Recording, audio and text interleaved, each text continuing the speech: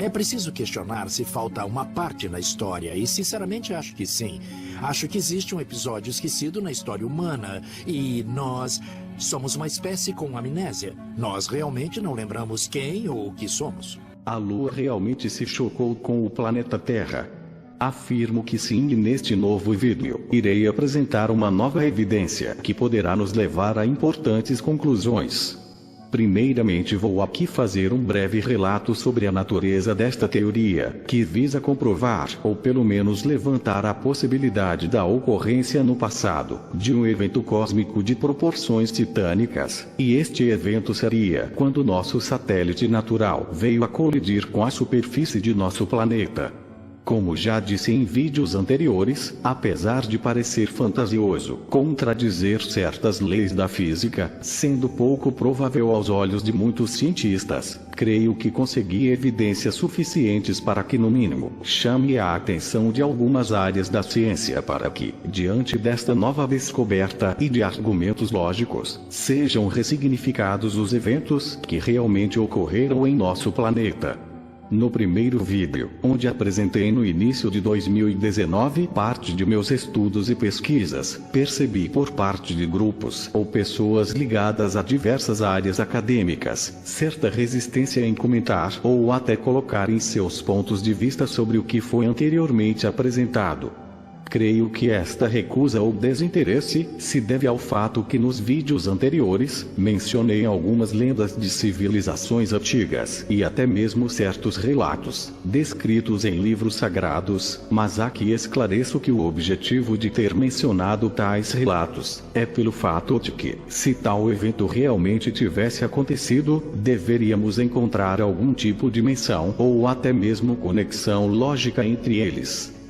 Foi citado anteriormente algo que poderia levantar dúvidas ou questionamentos sobre a natureza deste trabalho, tudo porque citei a passagem de um astrovisitante periódico, relatado nos registros sumérios, para tentar justificar a possibilidade de tal impacto, visto que pelas leis da física, deveria ter havido um grande desequilíbrio no campo gravitacional da Terra, para que a Lua pudesse se aproximar e resvalar na superfície terrestre, sem que houvesse a destruição de nosso planeta. A meu ver, isto não seria nada demais, porque a própria ciência já elaborou uma teoria sobre a origem da Lua, e que no início da formação do Sistema Solar, houve um choque da Terra com um outro planeta do tamanho de Marte, e que de tal impacto foi lançado no espaço material suficiente para que a Lua pudesse se formar no futuro. Acho muito estranho a comunidade científica questionar tanto o relato do povo sumério quanto a existência de um corpo celeste visitante que eles chamaram de Nibiru, tudo porque já é de conhecimento de estudiosos que os sumérios detinham grande conhecimento de astronomia, fato inclusive registrado diante da descoberta de um disco de argila, onde um astrônomo sumério registra com exatidão um asteroide que vinha em direção da Terra, isto há mais de 5.000 anos atrás. Já os cientistas defendem uma teoria, sem nenhum tipo de referência desta natureza. Logo, poderíamos questionar igualmente a teoria de formação da Lua, alegando que, ao contrário do relato textual sobre um astrovisitante, registrado por conhecedores de astronomia na antiguidade, ninguém realmente viu tal planeta que se chocou com a Terra em formação. Sendo assim, considero que deveríamos ao menos admitir a possibilidade de que na antiguidade, alguém poderia realmente ter registrado a passagem deste astro periódico. Mas o que quero deixar agora bem esclarecido é que, apesar de inúmeras evidências na crosta terrestre e da possibilidade de ter havido realmente um impacto entre a Terra e a Lua, necessitava de um agente causal para justificar a própria natureza deste descontrole no campo magnético de ambos os corpos celestes envolvidos nesta colisão, e que a passagem de um terceiro astro de grandes proporções e com um campo magnético considerável poderia causar não só o desequilíbrio necessário para que a Lua se aproximasse da Terra, como nesta triangulação, fazer com que a Lua resvalasse e não colidisse diretamente contra nosso planeta e acabasse o destruindo, como as leis da física poderiam determinar. Mas caso os cientistas encontrem outra explicação para o fato de que a Lua poderia se aproximar e resvalar na Terra, a menção sobre este astro visitante seria a priori desnecessária. Adianto apenas que, mesmo sem incluir a influência de um corpo celeste, as evidências na crosta terrestre, e a nova evidência que vou apresentar neste vídeo, são suficientes para pelo menos mostrar que realmente algo ocorreu entre a Terra e a Lua, e pelas marcas e vestígios, se tratou de um evento de proporções cósmicas e titânica, justificando inclusive a inclinação do eixo terrestre, o dilúvio, e em especial a separação do supercontinente de Pangeia, explicação bem plausível diante do fato de que, para separar o gigantesco continente e trincar toda a crosta terrestre, necessitaríamos de um evento cósmico de tais proporções, ou será que poderíamos admitir que a Terra pudesse por si mesma promover tal alteração? Esta e algumas outras respostas poderão ser esclarecidas no transcorrer deste vídeo, com a quebra de conceitos, preconceitos e paradigmas, criados devido à inexistência de uma teoria desta natureza e profundidade, e que considero a maior descoberta de todos os tempos, e que com certeza irá ressignificar a história dos eventos em nosso planeta e do nosso passado distante. Mas o fato é que, mencionar lendas ou relatos antigos, não seria o problema, porque o objetivo era realmente tentar interligar todos eles, diante de uma nova descoberta que com certeza irá mudar os livros de história e até negativar algumas teorias defendidas pela ciência até o momento. A questão que vou levantar neste vídeo é que, ao lançar o último documentário resumo sobre a teoria do evento, fiz algumas indagações que logo foram respondidas por esta nova evidência. Perguntei a mim mesmo se a Lua realmente colidiu com a Terra no passado, e que os vestígios deste impacto estão gravados na superfície de nosso planeta, como descrito nos vídeos anteriores, porque na Lua não vemos nenhuma evidência deste impacto. E foi pesquisando a respeito que descobri que na Lua tem sim uma marca bem evidente e que a própria NASA já constatou, mas que atribuiu a outro tipo de evento. Estudando melhor o assunto, fui ver do que se tratava esta anomalia geológica encontrada recentemente na Lua, e para minha surpresa, acabei encontrando a peça do quebra-cabeça que faltava e que explicaria a anomalia lunar, e conectaria esta nova descoberta com o impacto da Terra com seu satélite natural. E é neste vídeo que vou demonstrar o porquê tal anomalia lunar se converge com a teoria do evento. A seguir veremos algumas imagens que obtive recentemente e as analogias e comparações que fiz para interligá-las ao evento Terra-Lua. Vamos começar pela notícia da descoberta desta anomalia na superfície lunar, e as imagens, com as devidas considerações sobre o porquê tal descoberta científica acaba comprovando de certa forma a minha teoria.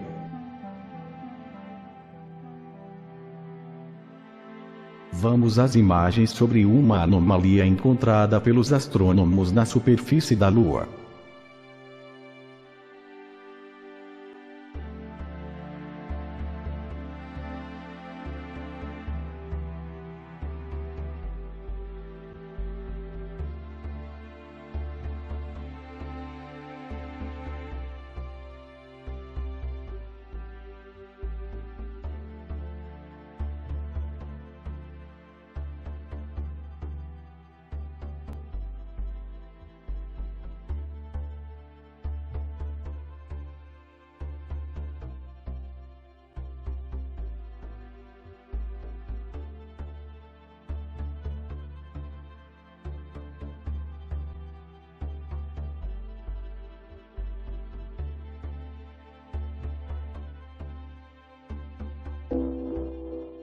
Podemos perceber claramente nesta imagem que foi identificado no interior da anomalia material de origem vulcânica, uma crosta profunda exposta, o que sugere algum tipo de atividade vulcânica nesta região, inclusive ao redor temos um misto de material ejetado. Para justificar tais formações geológicas, os cientistas levantaram a hipótese de que um asteroide de grandes proporções teria se chocado com a Lua, justificando assim a grande massa metálica incrustada no centro desta anomalia geológica.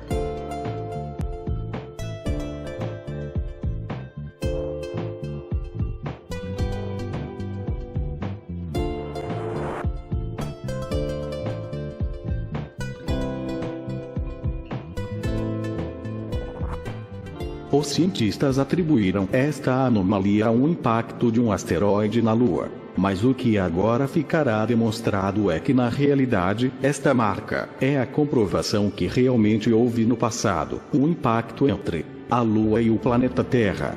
Vamos a seguir observar a convergência entre ambas as marcas. Primeiramente, aqui já demonstrei anteriormente como sendo o local do contato na crosta de nosso planeta,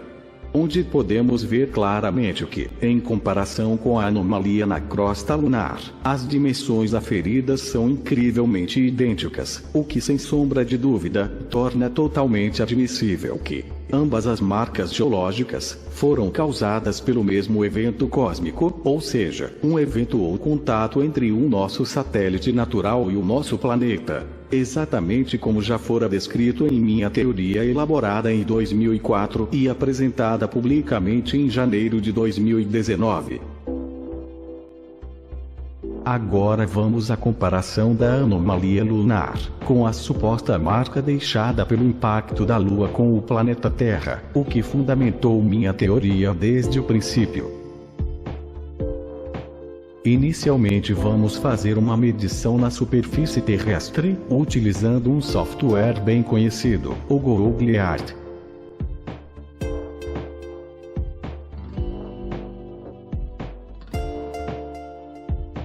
Assim, tracei um círculo com um diâmetro de 2.000 km, exatamente a dimensão da anomalia identificada na Lua.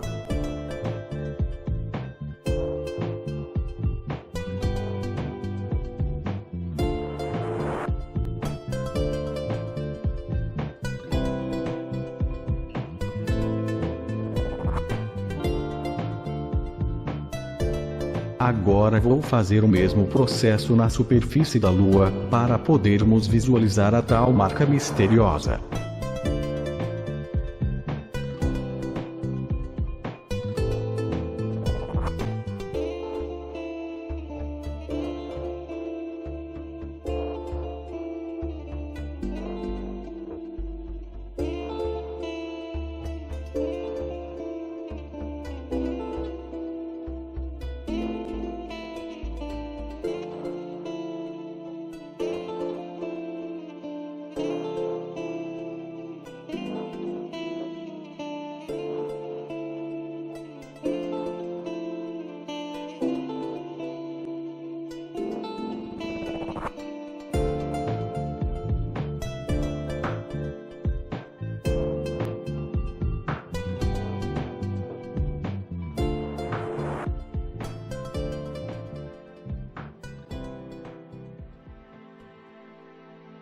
E por fim, vamos comparar ambas as marcações, onde podemos perceber claramente que a marca na superfície terrestre onde teorizei ter sido o local do impacto da Lua, que estaria localizada acima da cordilheira do Himalaia, confere incrivelmente com as dimensões da anomalia na superfície lunar, ambas com 2.000 km. Esta similaridade é a comprovação de que tanto na Terra como na Lua existe uma marca geológica que validaria a ideia de um impacto entre ambos os corpos celestes. E como disse anteriormente, era a peça do quebra-cabeça que faltava para conectar a Terra e a Lua em um possível evento cósmico, a evidência científica de um contato entre nosso planeta e seu satélite natural.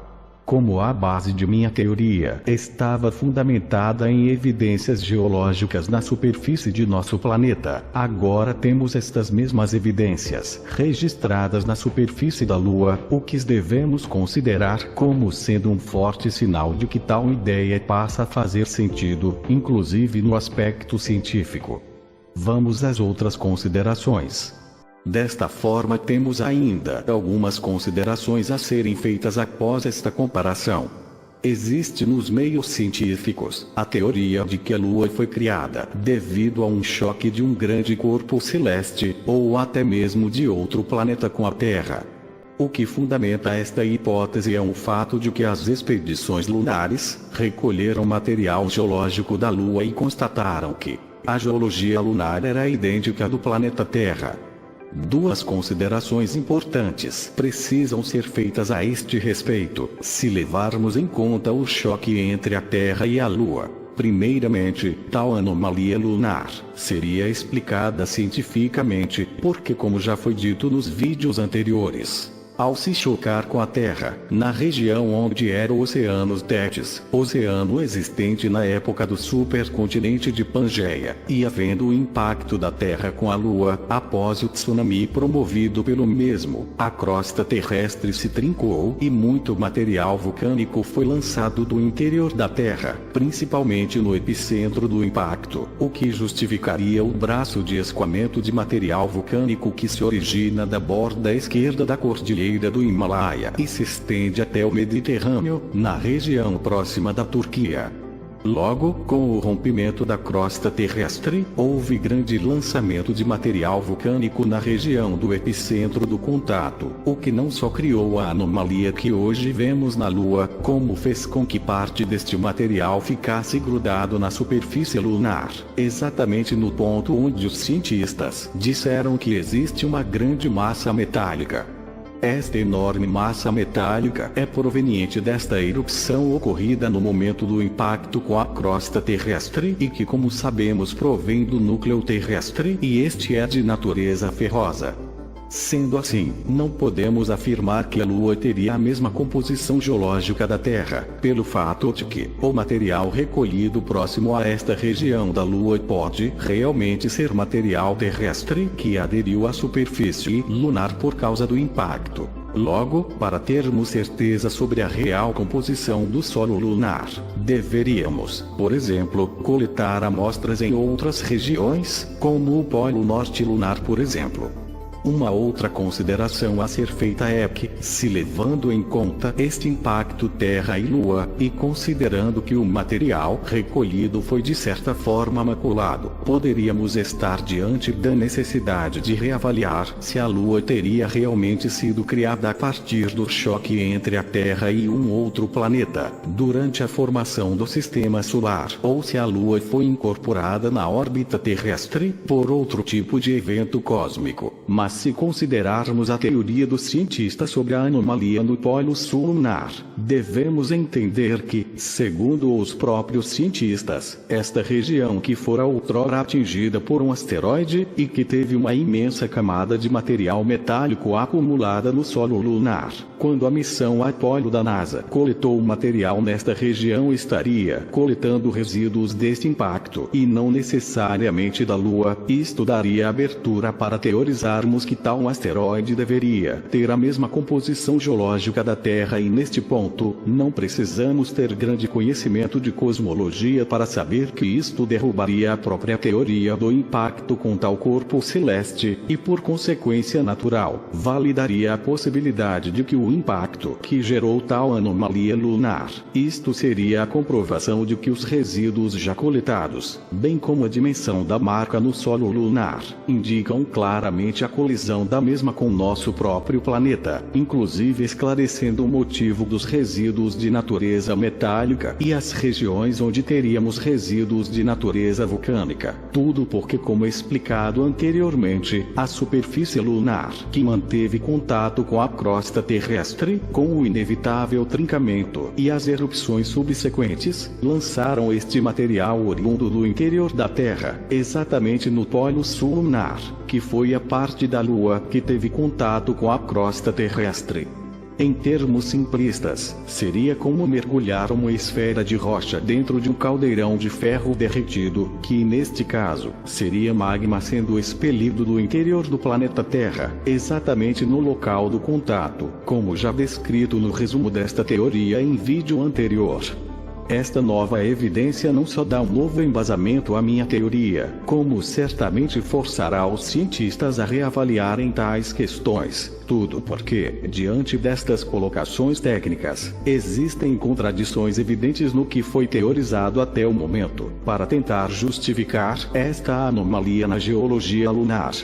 Outra questão que queria que neste momento ficasse bem clara é que para justificar uma massa metálica soterrada na Lua, com imensas proporções, 5 vezes maior que o arquipélago do Havaí, com uma superfície de 10.430 km² e 12 km de profundidade, e que é responsável por criar uma deformação na superfície lunar de aproximadamente 9.000 metros de profundidade, conforme figura anterior, não poderia ser um simples asteroide, e que os vestígios de material vulcânico só poderiam ser de origem de uma erupção ou ejeção de material vulcânico lunar, e por consequência, a Lua no momento do impacto com o asteroide, teria que lançar na superfície material vulcânico oriundo do seu interior. Já com a teoria do impacto da mesma com a Terra, este material teria sido de origem vulcânica terrestre, negativando uma outra teoria atual de que o interior da Lua teria um núcleo ativo, similar ao da Terra. Logo, a Lua sem núcleo ativo, sem possibilidade de erupção, não havendo possibilidade de ter erupção vulcânica, não existe a possibilidade de haver vestígios de material vulcânico na superfície, pelo menos de origem lunar. Alguns leigos até poderiam imaginar que o material vulcânico fosse do asteroide, mas já sabemos que asteroides não têm núcleos desta natureza, e muito menos atividade vulcânica em seu interior. Olhando por todos estes aspectos, a ideia de um possível impacto ou contato da Lua com a Terra passaria a justificar tais evidências. E o argumento agora mais forte é exatamente o fato de que nesta região lunar foi coletado material da mesma constituição geológica do planeta Terra. Assim, a anomalia lunar se liga à Terra não só pelo aspecto das dimensões, mas também pelas evidências geológicas praticamente idênticas. Como podemos perceber, muita coisa precisa ser reavaliada, de forma a realmente explicar o que aconteceu e não pela falta de argumentos, simplesmente passar a teorizar eventos aleatórios e desconectos, sem que estes atendam ou expliquem todas as evidências já identificadas pelos cientistas. Creio que a teoria do asteroide acaba de cair por terra, diante destas colocações, e a teoria do impacto da Terra com a Lua ganha maior força e ainda pode explicar racionalmente, e até cientificamente os vestígios geológicos encontrados nesta região lunar. Para aqueles que ainda não se convenceram de que, dentro da história do planeta Terra, ocorreu uma colisão entre o nosso planeta e seu satélite natural, no final deste vídeo vou colocar o resumo sobre este evento, onde outras evidências serão apresentadas, e que estas se conectam com a evidência da anomalia lunar. Creio que diante desta nova evidência, agora constatada na superfície lunar, devemos compreender que existem indícios reais e dignos de crédito para que os cientistas, estudiosos e pesquisadores possam no mínimo dar um certo crédito a esta nova teoria, e que nada tem a ver com achismos, teoria da conspiração, etc.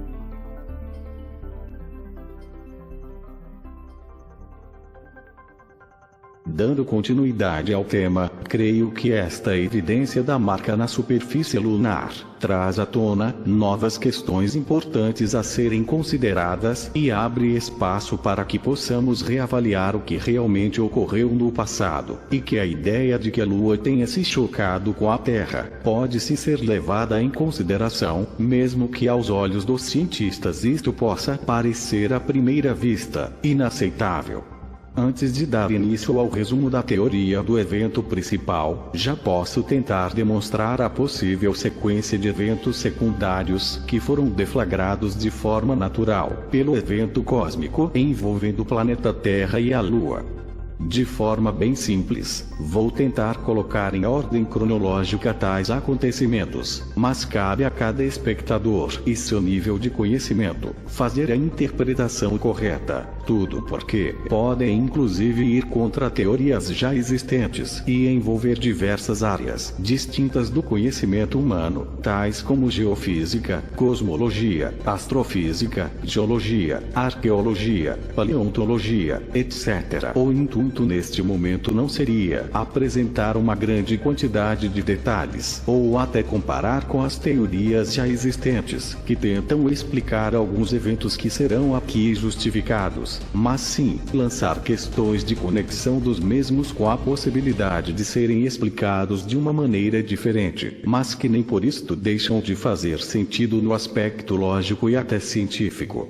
Primeiramente, vou partir de um ponto na história, que de certa forma, todas as linhas de pensamento convergem entre si, a da existência no passado de um supercontinente, chamado de Pangeia. Sabemos que por alguma força ainda desconhecida, houve uma espécie de trincamento da crosta terrestre, e a separação desta grande massa de território, que era cercado por um grande oceano. Já existem atualmente algumas teorias sobre o agente motor que faz com que as placas tectônicas façam seus movimentos, mas a questão seria qual a força necessária para dar start ou início neste processo de separação e o que poderia promover tal fragmentação.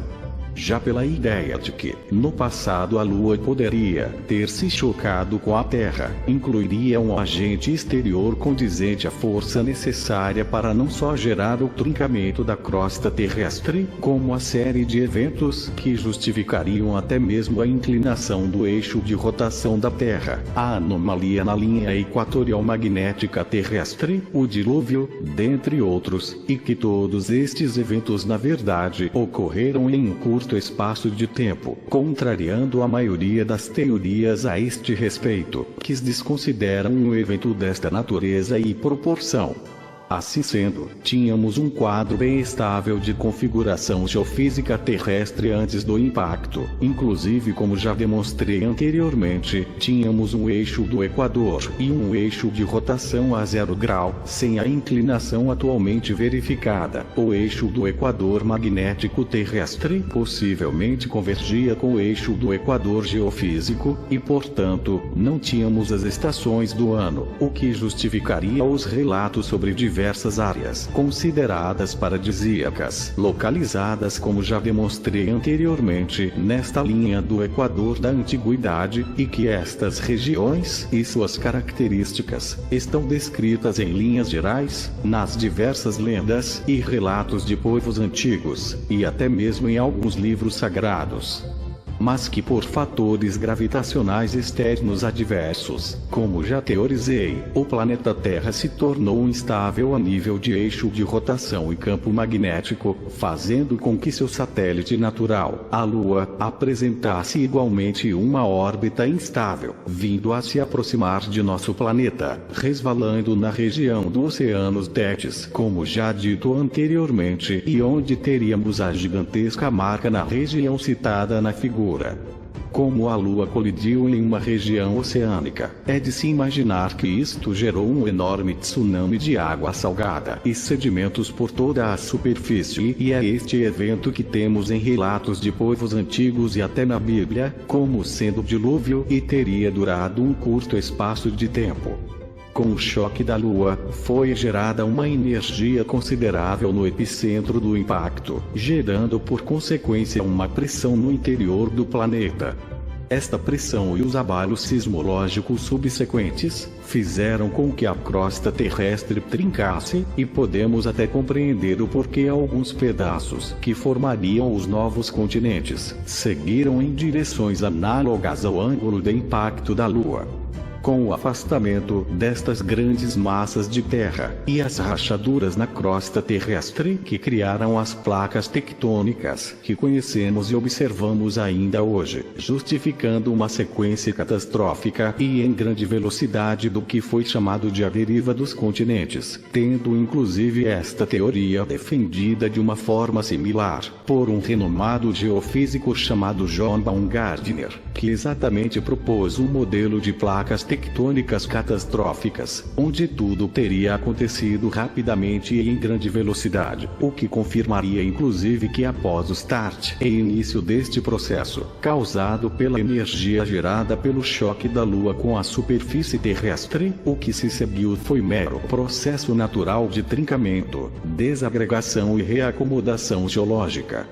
Aqui faço uma ressalva de que, quanto à justificativa referente ao dilúvio, temos relatos de que este teria ocorrido repentinamente e durou curto espaço de tempo, o que na verdade foi o tempo exato do contato e do afastamento da própria Lua, fazendo com que as águas simplesmente abaixassem rapidamente diante de um processo de reacomodação geofísica de âmbito global. Mas existe consequentemente outras questões importantes, que indicam que houve nas áreas próximas do impacto, terremotos e principalmente erupções devido ao achatamento da crosta terrestre naquela região específica, e estas erupções subsequentes no epicentro do impacto, seriam as responsáveis por criar um braço de magma ou material vulcânico que escorreu da borda esquerda do Himalaia, a área do impacto, se prolongando até a Turquia e o mar Mediterrâneo. Existem mais duas evidências de que houve tal escoamento de material, é que por toda a região percorrida por este braço, temos material basáltico de origem vulcânica, sendo que a superfície da própria Turquia é formada de material desta natureza na sua grande totalidade. Vemos também estas formações na Galileia, no Mar Morto, dentre outras regiões. O segundo ponto importante é que podemos ver no mapa onde temos grande atividade sismológica, é que tais regiões têm índices elevados de atividade, exatamente porque seu solo não seria o solo original, e sim a superfície de uma espécie de manto que cobriu tais áreas, o que podemos observar na figura ao lado. Agora, o fator que causou a inclinação do eixo de rotação terrestre é ainda mais interessante, porque podemos aferir esta inclinação analisando, por exemplo, a nova disposição continental e o próprio desvio do eixo equatorial magnético.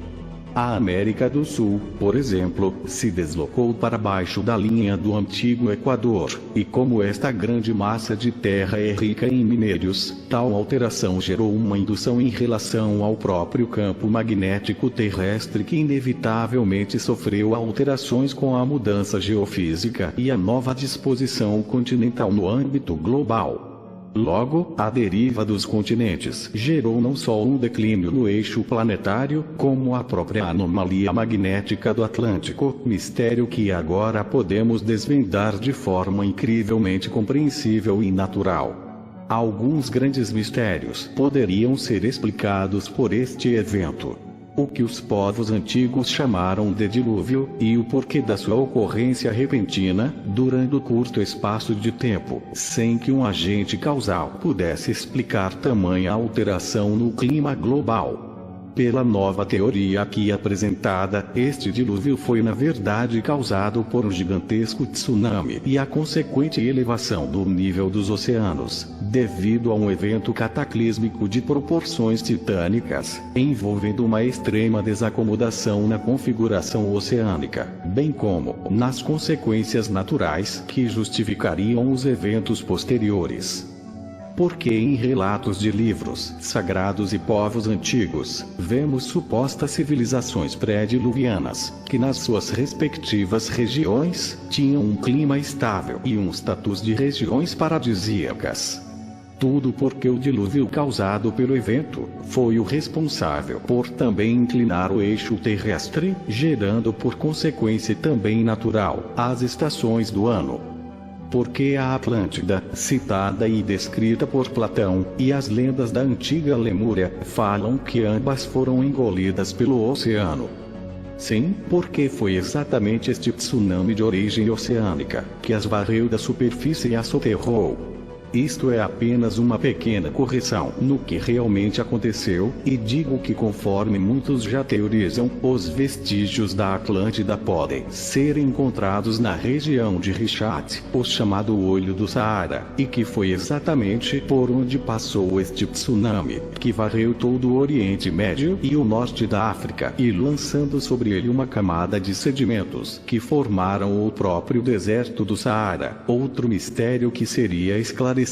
o que formou o Saara foi um tsunami de material oriundo do fundo do Oceano Tétis, gerando uma onda gigantesca que varreu o Oriente Médio, como podemos ver nas projeções da figura ao lado. Assim, a Atlântida foi de certa forma engolida pelo oceano, ou como disse acima, pelo tsunami gerado pelo evento, mas o que aconteceu realmente é que ela foi literalmente varrida desta região, onde hoje vemos apenas alguns vestígios que conferem com os relatos de Platão. Já a Lemúria, ou Lenúria, como prefiro chamar, é a região que hoje vemos as grandes pirâmides do Egito, que na antiga configuração de Pangeia, se localizava exatamente ao norte da antiga Índia, que antes do dilúvio ainda estava agregada ao sul da África, e abaixo do que chamamos Alto Egito. Por este motivo que digo que a tribo de Narmer, o chamado unificador do Egito, eram nômades da Índia e não especificamente de povos africanos, como atualmente é teorizado por alguns estudiosos, bastando perceber a grande semelhança étnica entre esses dois povos. Narmer, portanto, ao conquistar o Baixo Egito, encontrou nele os vestígios de uma antiga civilização, a Lemúria, e que os indianos, em suas lendas, diziam que era localizada ao norte.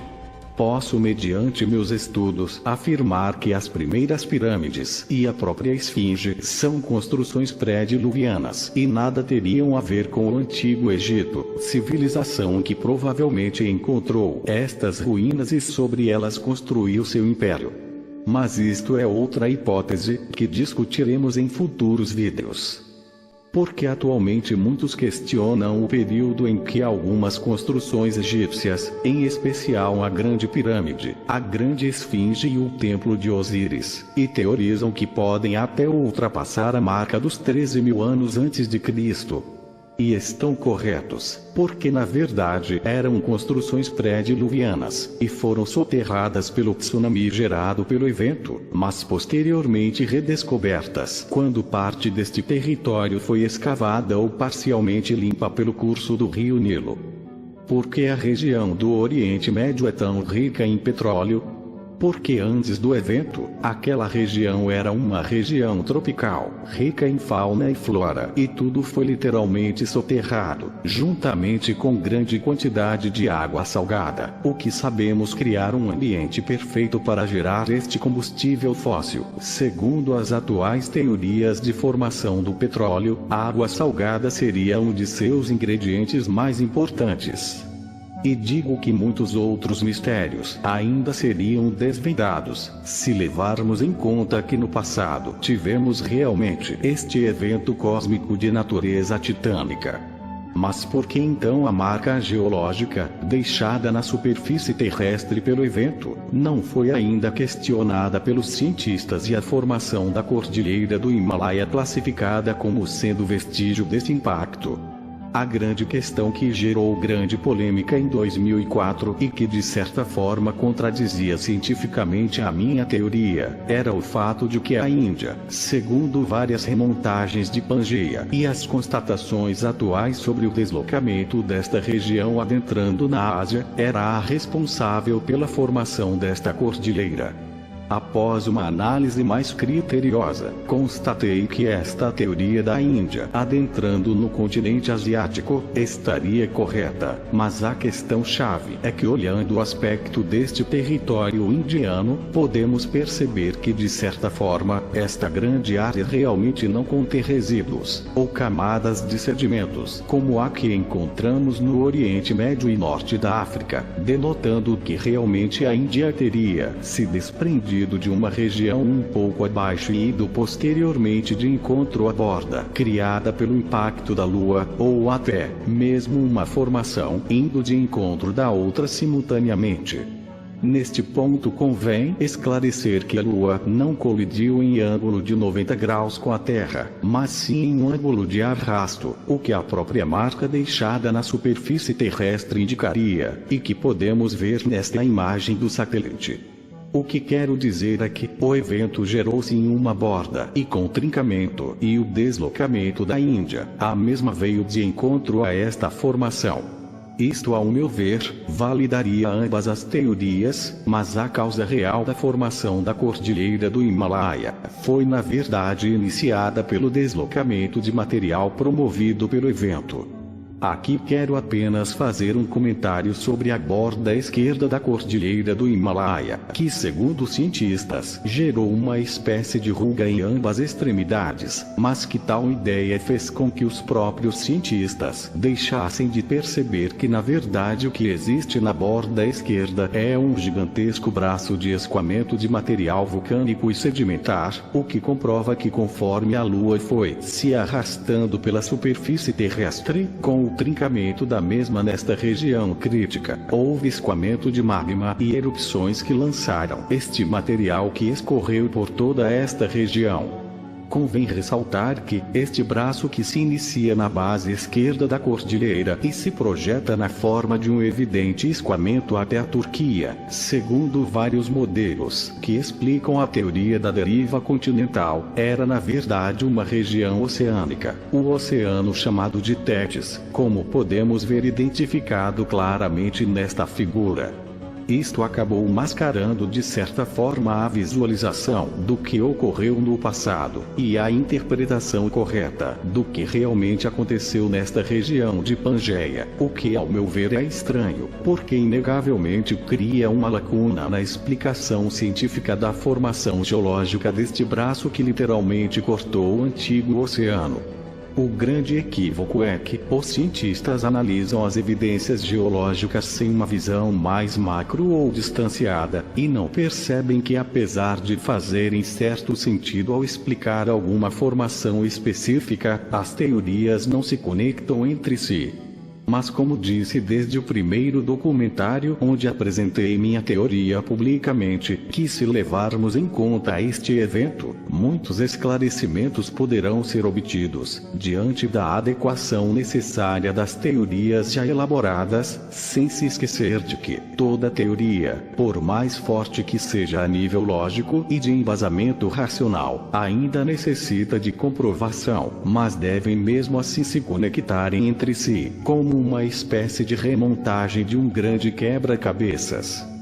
Falando de comprovação e conexão entre eventos correlatos ao grande evento do impacto Terra-Lua, aqui vou colocar algo descrito nos livros sagrados, mais especificamente na Bíblia, que tenho certeza irá deixar alguns surpreendidos.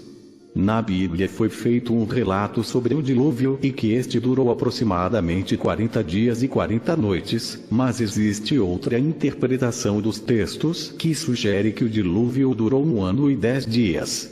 No livro de Gênesis capítulo 6, 7 e 8, que fala a respeito da duração do dilúvio, 2 versículos vão nos chamar a atenção para essa outra realidade. Primeiro, capítulo 7 versículo 11, assim estaria escrito, abre aspas. No ano 600 da vida de Noé, no mês segundo, aos 17 dias do mês, naquele mesmo dia, se romperam todas as fontes do grande abismo, e as janelas do céu se abriram. Fecha aspas. Já no capítulo 8 versículos 13 e 14, vem nos dizer que, abre aspas.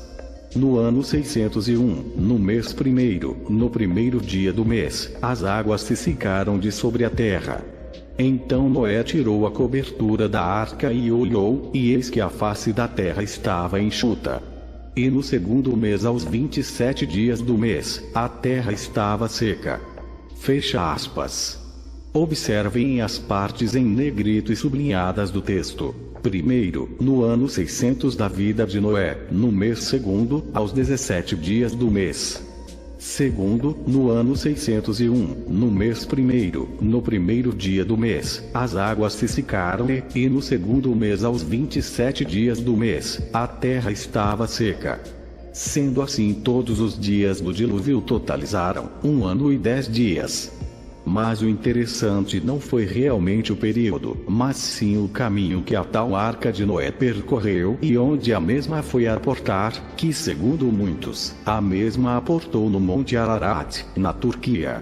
Imaginemos que a arca teria partido de uma região próxima à antiga Mesopotâmia, porque já existe uma teoria, que acredito ser a mais próxima da realidade, que o tal Jardim do Éden terrestre, onde viveu Adão, seria nesta região da bacia do rio Tigre e Eufrates, e se for assim, poderíamos traçar o percurso percorrido da arca de Noé, descendente de Adão, e veremos que este percurso condiz com o possível fluxo do tsunami criado pelo evento. Incrível coincidência, não acham? Apenas fiz esta citação, porque tenho dito com frequência que apesar dos relatos antigos e até mesmo lendas serem passíveis de comprovação, não creio que devemos desprezá-los por completo, mas sim ressignificarmos os mesmos. Lembro que pelo relato bíblico, por exemplo, Deus daria ordem para Noé entrar na arca e vedá-la, antes mesmo do início do dilúvio, o que explicaria o porquê nem mesmo Noé soube a causa deste dilúvio, que poderia ser pelo evento que houve entre a terra e a lua e o tsunami de água salgada e sedimentos lançados do oceano Tétis, por influência direta da aproximação e contato da lua com a superfície terrestre nesta região oceânica.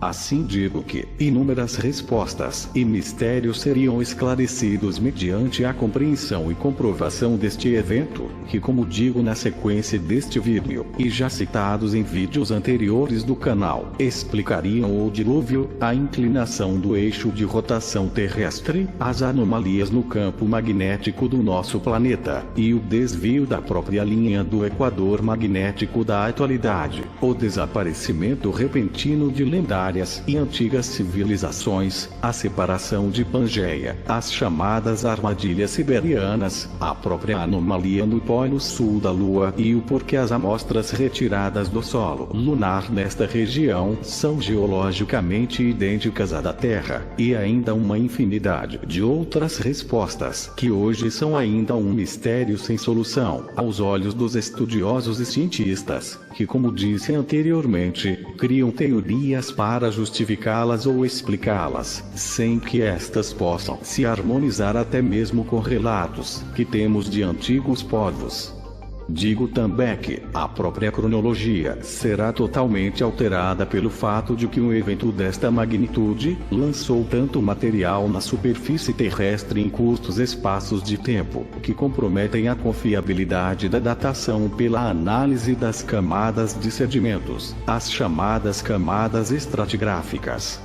Como os cientistas não teriam um evento capaz de promover tantas alterações em tão curto espaço de tempo, acabaram por determinar períodos enormes de tempo para justificar a sedimentação, e como esta tabela de referência é usada para determinar a datação de fósseis, construções megalíticas antigas, etc. Diante da comprovação deste evento, o mesmo impactará nas datações da arqueologia, paleontologia, geologia, etc. Agora vamos dar continuidade após estas considerações e poderão entender melhor o porquê esta teoria muda a história de nosso planeta e ressignificar uma série de outros eventos, os conectando entre si, como que por encanto. Para encerrar este vídeo, como prometido anteriormente, incluo na descrição o link do resumo completo, lançado anteriormente neste canal, e peço aos que gostaram desta primeira parte, possam ajudar na divulgação, curtindo e compartilhando este vídeo, e também se inscrevendo em nossa página do Facebook e no nosso canal do YouTube para receberem os novos vídeos desta série e outros lançamentos correlatos. Namastê.